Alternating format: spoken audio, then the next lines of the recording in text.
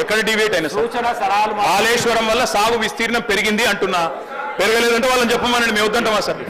అధ్యక్ష, అట్లా పాలమూరు రంగారెడ్డి ఎత్తిపోతల పథకం, అదేవిధంగా ఖమ్మం జిల్లాలో భక్త రామదాస్ పథకం, వ్యవసాయ శాఖ మంత్రి గారి కాన్స్టిట్యున్సీలో భక్త రామదాస్ సీతారామ ప్రాజెక్ట్, దశాబ్దాలు కరువుతో అల్లాడిన తెలంగాణను ఇవాళ మా 10 ఏళ్ల పాలనలో సుభిక్ష తెలంగాణగా, పాడి పంటల తెలంగాణగా చేసింది ఖచ్చితంగా బీఆర్ఎస్ ప్రభుత్వం అని బల్ల గుద్ది చెప్తున్నాం అధ్యక్ష. అధ్యక్ష, సాగునీటి పారకం 2014లో ఆనాడు 62,50,000 ఎకరాలు ఉంటే ఈ రోజు అధ్యక్ష 1,60,00,000 ఎకరాలకు చేరింది, 155% పెరిగింది. అంటే ఇది విస్తీర్ణం కాదా? వ్యవసాయ విస్తీర్ణం కాదా? రైతు బంధు దీనికి వెనకాల వెన్నుదన్నుగా నిలబడలేదా? అదనంగా సుమారు 1,00,00,000 ఎకరాలు సాగులోకి తెచ్చాము అంటే ఆ సాగు చేయని రైతులకు కూడా ఇచ్చిన ప్రోత్సాహకం వల్లనే, సాగు చేయని రైతులకు కూడా రైతు బంధు ఇవ్వడం వల్లనే వాళ్ళకు కూడా మీరు చెప్పిన లెక్క ప్రకారమే మంత్రి గారు, మీరు చెప్పిన లెక్క ప్రకారమే 19-20లో సాగైన విస్తీర్ణం 1,41,41,00,000 ఎకరాలు. అదే 2021కి 2,04,00,000 ఎకరాలకు పెరిగింది. 21-22కు 2,12,00,000 ఎకరాలకు పెరిగింది.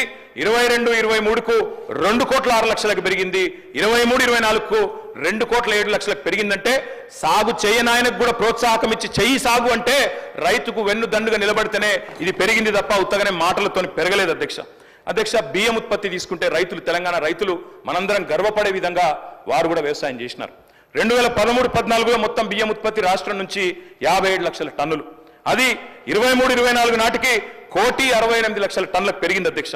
మొత్తం ఉమ్మడి రాష్ట్రంలో ఆనాడు ఉమ్మడి ఆంధ్రప్రదేశ్లో 2013-14 ఏపీ తెలంగాణ రెండు కలిపి కూడా FCIకి మొత్తం జోకిన ధాన్యం 81,00,000 టన్నుల అధ్యక్ష. కానీ దక్కడి నుంచి 2021 వస్తే కేవలం 6 ఏళ్లలోనే 95,00,000 టన్నులు ఒక్క తెలంగాణ రైతులు పండించిన ధాన్యమే FCI కొనలేక చేతులెత్తేసే పరిస్థితి వచ్చిన మాట వాస్తవమా కాదా? మా గౌరవ వ్యవసాయ మంత్రి గారు నేను అడుగుతా ఉన్నా అధ్యక్ష. 10 ఏళ్లలో, మొత్తం 10 ఏళ్లలో కేసీఆర్ గారి ప్రభుత్వంలో రైతన్నల నుంచి మా ప్రభుత్వం కొనుగోలు చేసిన ధాన్యం విలువ 1,34,000 కోట్లు అధ్యక్ష. 1,34,000 కోట్లు అనే మాట నేను విజ్ఞప్తి చేస్తా ఉన్నా. ఆనాడు 14-15లో మరి 24,00,000 టన్నులు మాత్రమే కొనుగోలు చేస్తే వారికేం సంబంధం సార్? వారికేం సంబంధం సార్? ఇదేం నా తర్వాత వారికి ఇవ్వండి. I'm not yielding sir, I'm not yielding sir, I'm not yielding sir. అధ్యక్ష, 2022-23లో I'm not yielding sir, sir I'm not yielding, I'm not yielding sir. నా తర్వాత వారే మాట్లాడతారు. I'm not yielding, I'm not yielding sir. 2022-23లో ఒక ధాన్యం మొత్తం కొనుగోలు 1,30,00,000 టన్నులకు పెరిగింది అధ్యక్ష. అధ్యక్ష, కళ్ళం నిండా ధాన్యం వచ్చింది, కళ్ళ నిండా ధైర్యం వచ్చింది. ఎటు చూసినా తెలంగాణలో పచ్చని పొలాలు, పంట రాసులు కనబడతా ఉన్నాయి. పంజాబ్ను, హర్యానాను తలదన్నే విధంగా దేశానికే ధాన్య భాండాగారంగా మార్చింది తెలంగాణను ఖచ్చితంగా కేసీఆర్ ప్రభుత్వమే. ఈ విషయంలో ఎవరికి కూడా అనుమానాలు అవసరం లేదు అధ్యక్ష. అధ్యక్ష, ఈరోజు ఒకనాడు వలసలు ఇక్కడి నుంచి పోయేవాళ్ళు అధ్యక్ష, తెలంగాణ నుంచి రైతులు. కానీ ఇవాళ మన తెలంగాణకు వలసలు వస్తా ఉన్నారు అధ్యక్ష. ఉత్తరప్రదేశ్ నుంచి, జార్ఖండ్ నుంచి, ఒరిస్సా నుంచి, బీహార్ నుంచి పక్క రాష్ట్రాల కూలీలు మన రాష్ట్రానికి వస్తున్న మాట వాస్తవం కాదా అధ్యక్ష? పత్తి చేనులలో పత్తేరుతున్న మాట వాస్తవం కాదా? ఇవాళ వలసలు వాపసైనాయి, పల్లెలు కలకల్లాడుతున్నాయి.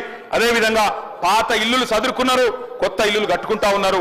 ఇవన్నీ కూడా ఖచ్చితంగా తెలంగాణలో వ్యవసాయం పండుగగా మారిందని చెప్పడానికి ఒక సంకేతం అధ్యక్ష. ఒక్కొక్క ఊళ్ళే బొడ్రాయి పండుగ చేస్తే లక్షలు ఖర్చు పెట్టి చేస్తా ఉన్నారు అధ్యక్ష. ఎందుకంటే వ్యవసాయం బాగైంది, సాగు బాగైంది, రైతు బాగైంది.